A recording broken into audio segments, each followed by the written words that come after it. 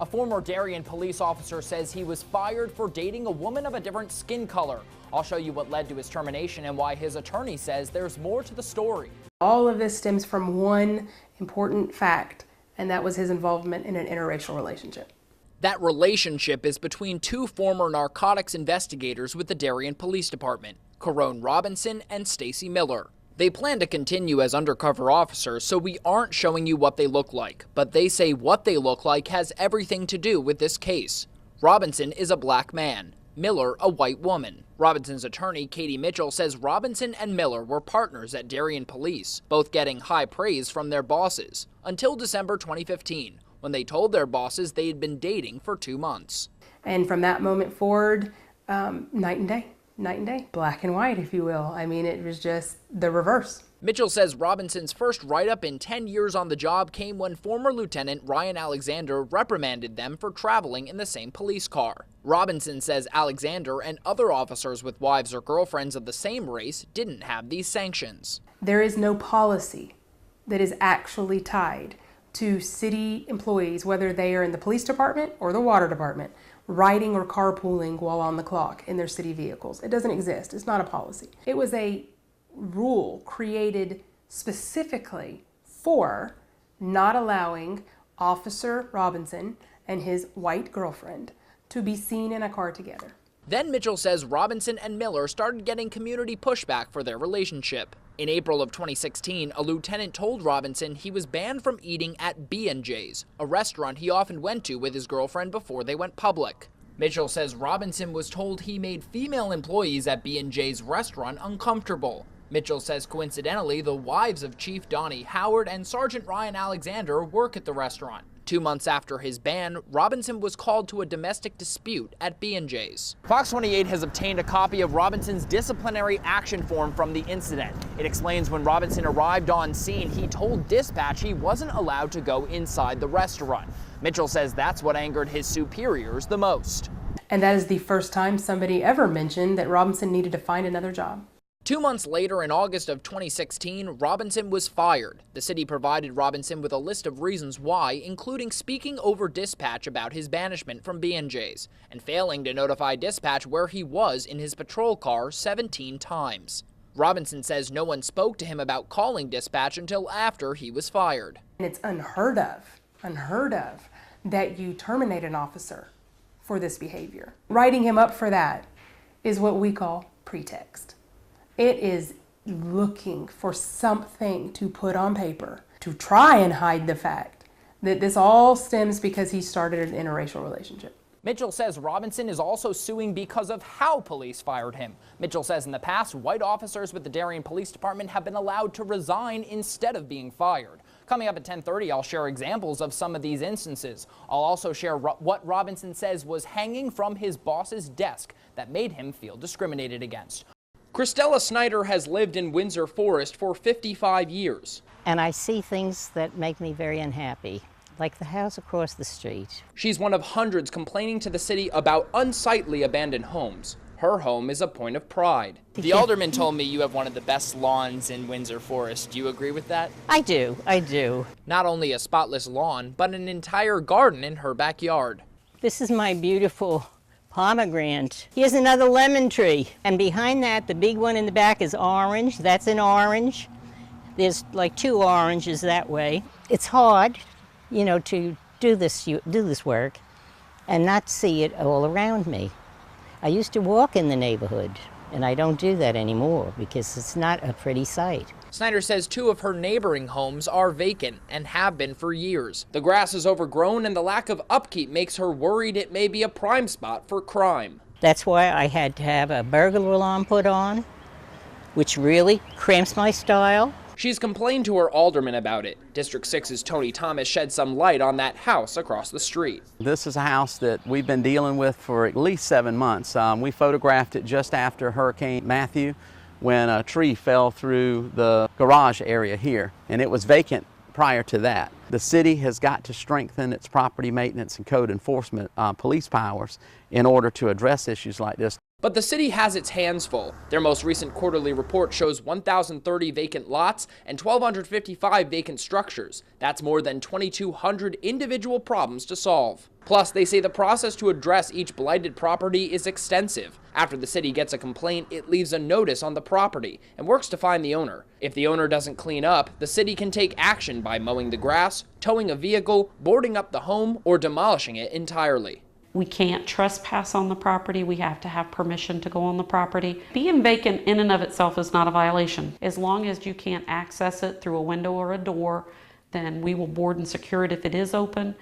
Just being vacant in and of itself is not a violation. The way they secure properties is changing too. Take a look at these two homes on East 56th Street. One is boarded up with plywood, the other with polycarbonate material. They started using this material when city manager Rob Hernandez took over. It is definitely pricier, no doubt about it, but I think we're talking more of a safety factor plus keeping it where it looks like windows, where you're driving by and not seeing all these boarded up structures. They truly don't look boarded up. Tiffany Cronin is without a doubt a pet lover, and there's no shortage of them in her home. I've got a dog and a few cats and 2 chickens, a tortoise and 2 rugrats, human babies. But the number of hedgehogs she owns far surpasses the rest of her animals combined. It ranges between about 35 and I've had up as many as 76.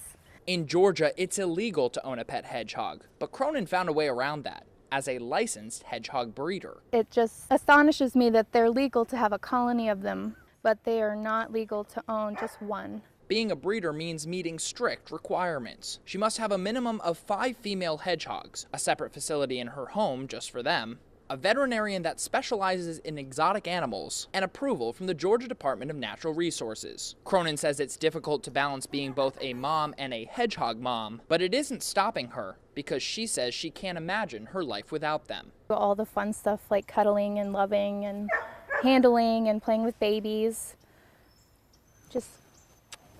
they're just the best. Cronin says the most frustrating part about her job is due to current law, she's not allowed to sell hedgehogs to anyone in the state of Georgia. So she often finds herself going across the bridge to South Carolina or down to Florida to do business. Of course, this would all be different if the laws were changed, but in order for that to happen, someone has to write the bill.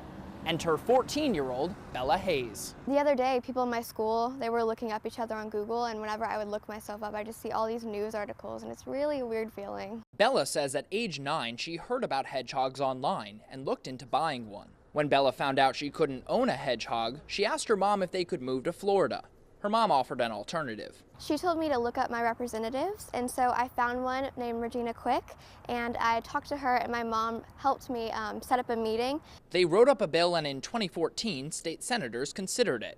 It was ultimately rejected. Georgia DNR opposed Bella's bill. They classify hedgehogs as pests that can transmit diseases like salmonella. The animal can actually be harboring salmonella infection, but the hedgehog itself looks perfectly healthy.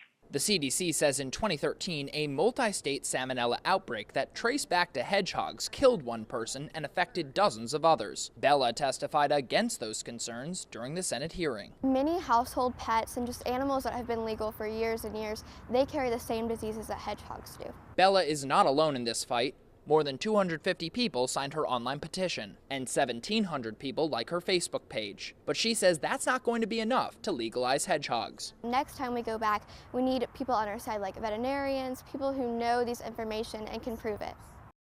When you drive down I-16 East, there are a number of exits you can take into the city of Savannah. But exit 167, also known as the Earl T. Shinhoster interchange, is one many say divided the community for decades.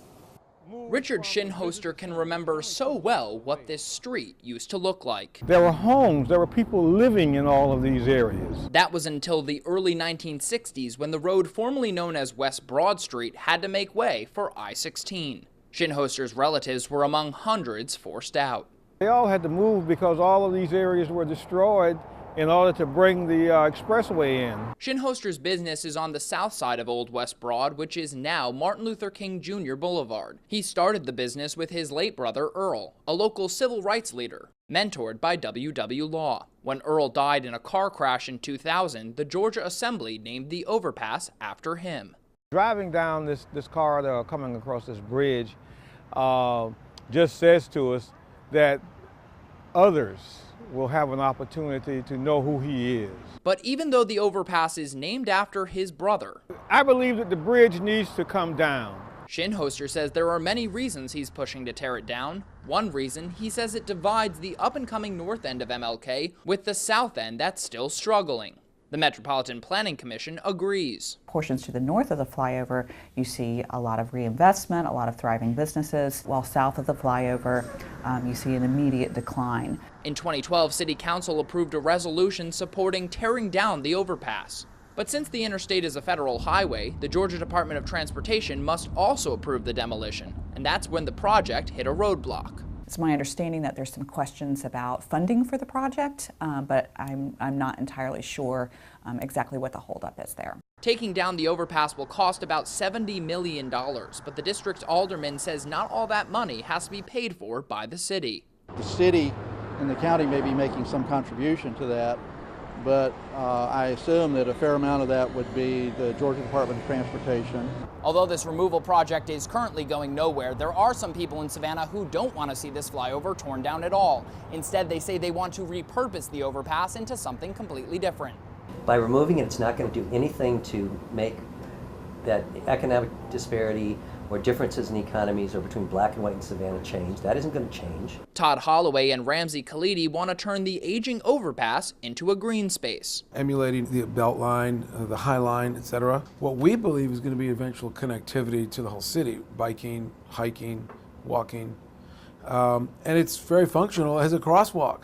They say their idea is more cost-effective and will add something new for tourists. It's something that people will see as its destination. It's destination-driven, and people will identify it with that particular part of Savannah. I think you can make a lot with it instead of wiping it out. But Shinhoster doesn't think that's making the most of an area in desperate need of revitalization. 9 acres of land would be created in downtown historic Savannah. With a vision, we could turn this whole area into something gracious, something grand. And Shinhoster says he has some ideas of his own for what to do with that space that would be cleared up by the flyover removal. One of his ideas is a new way to honor his late brother. And I'll show you his idea and why some say it won't work in about 25 minutes. For now, reporting in the newsroom, Ian Dembling, Fox 28, News at 10.